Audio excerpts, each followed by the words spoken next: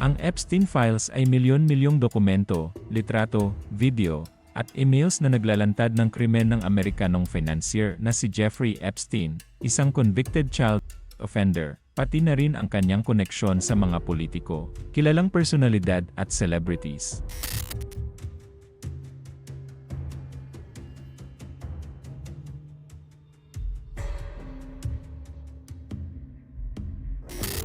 Matapos ang kanyang pagkamatay noong 2019, lumakas ang usap-usapan tungkol sa umano'y client list ni Epstein na ginagamit para sa blackmail.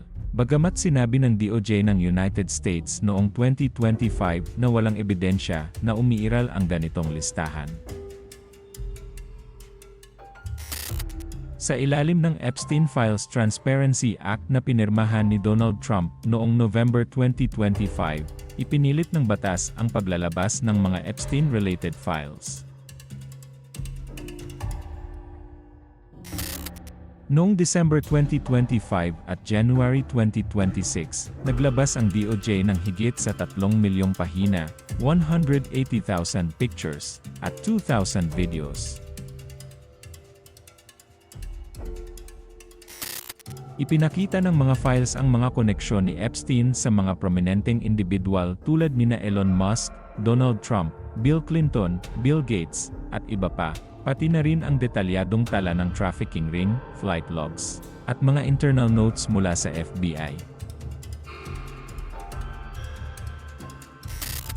Ang ilan sa mga files ay heavily redacted, at ilang pribadong detalye ng mga biktima ay hindi tama ang pagkakaredak, kaya na-expose ang pangalan at larawan ng ilang menor de edad.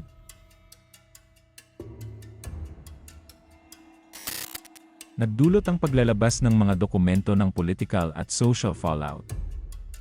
Nagbitiw sina Miroslav Lak at Peter Mandelson sa kanilang mga posisyon, at may panibagong investigasyon sa ibang bansa gaya ng Turkey, Lithuania, at Latvia dahil sa umano'y pag-traffic ng kanilang mga kababayan.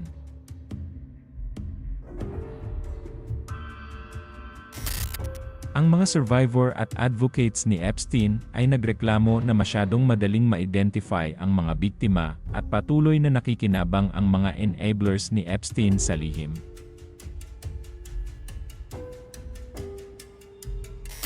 Sa kabila ng kontrobersya, sinabi ng DOJ na wala ng bagong kaso na isusulong laban sa mga individual na konektado kay Epstein, at pinanatili nilang na iparating ang pangunahing impormasyon sa publiko.